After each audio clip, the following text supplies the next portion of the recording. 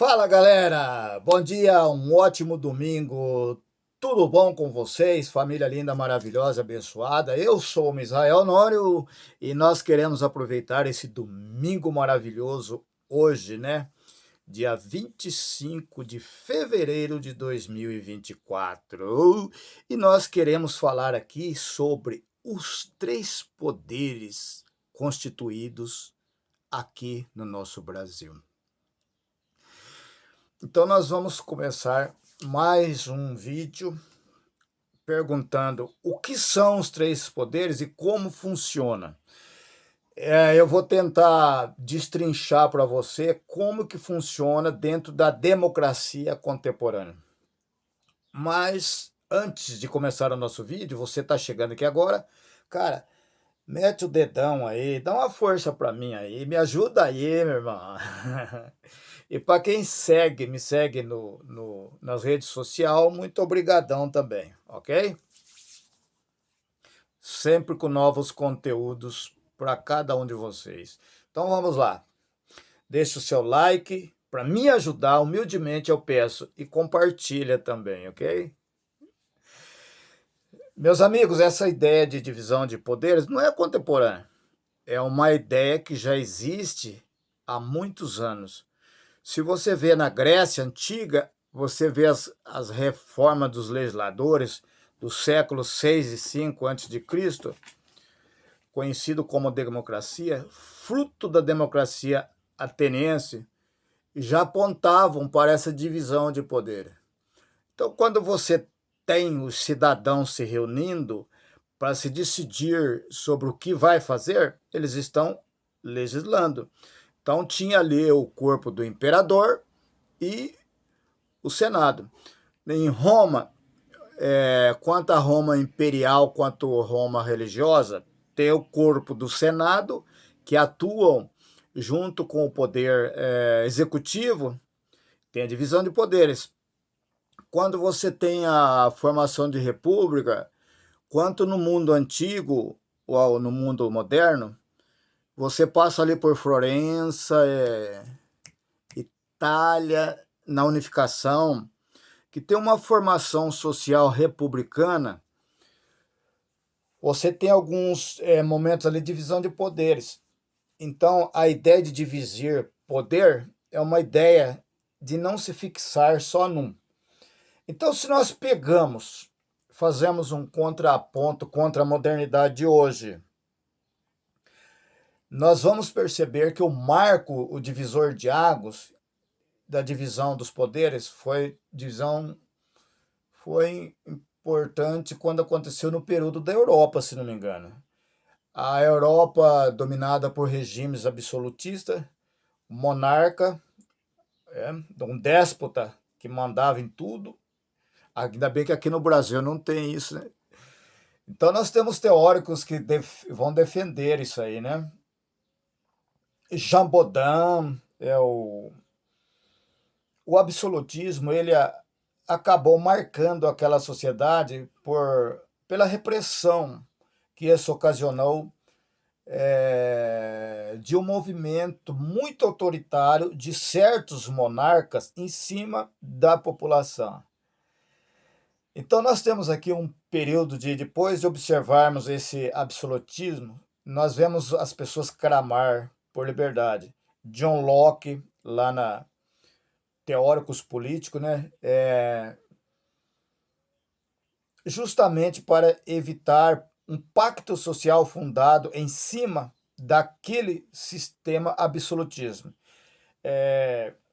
John Locke era favorável à propriedade privada como direito do cidadão. E para regulamentar essa propriedade precisava do Estado. O Estado tinha que complementar para que não houvesse abuso sobre a população. Já a questão dos filósofos iluminismo franceses foram influenciados pela carga intelectual pela França. Eles estão falando sobre a França no século XVIII absolutista.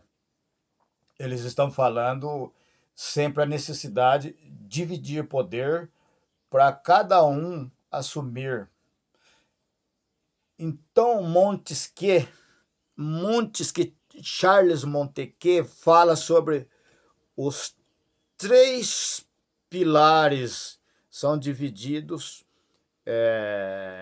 em 3. Desculpa. Olha, no livro O Espírito da Lei, de Montesquieu, é preciso dividir das 3 maneiras que o poder deve ser contido pelo poder. Então, ou dos nobres ou do povo exercesse os 3 poderes, fazer leis, executar e o de julgar os crimes e as divergências dos indivíduos.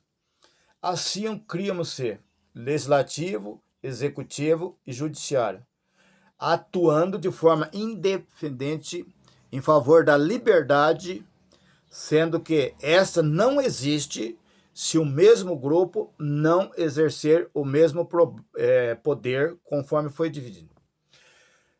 Veja o que Montesquieu falou sobre os 3 poderes: executivo, legislativo e judiciário.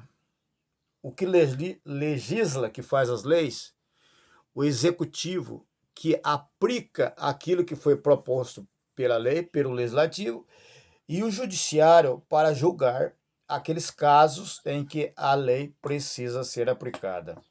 Então eu vou mostrar aqui para vocês mais detalhado. Vamos aqui falar a língua do pobre, a língua que eu falo, a língua do povo. Ó. Bom, eu tenho aqui comigo 3 lápis. 3 lápis. Então vamos insinuar que aqui seja os 3 poderes: o executivo, legislativo e judiciário. Por que eu faço dessa maneira? Porque eu faço um sistema equilibrado onde facilita-se, onde a pessoa tem facilidade em aprender e entender.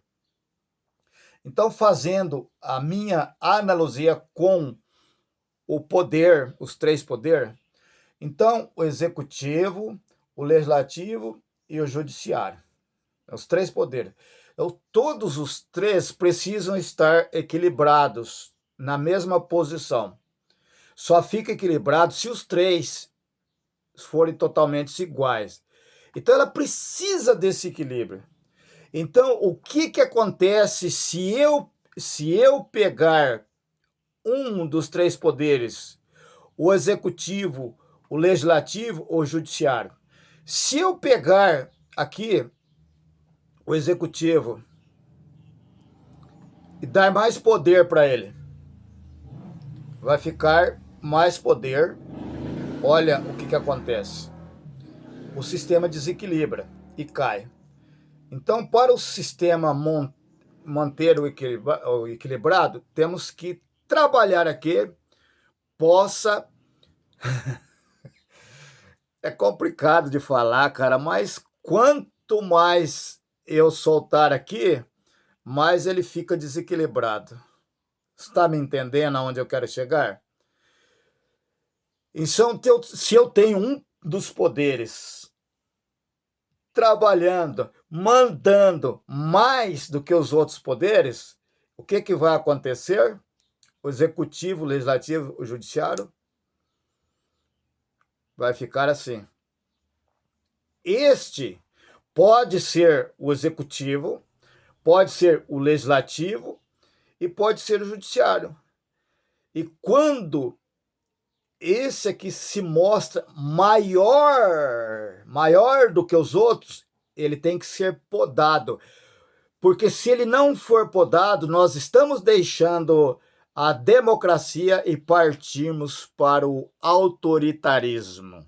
Você sabe o significado da palavra autoritarismo?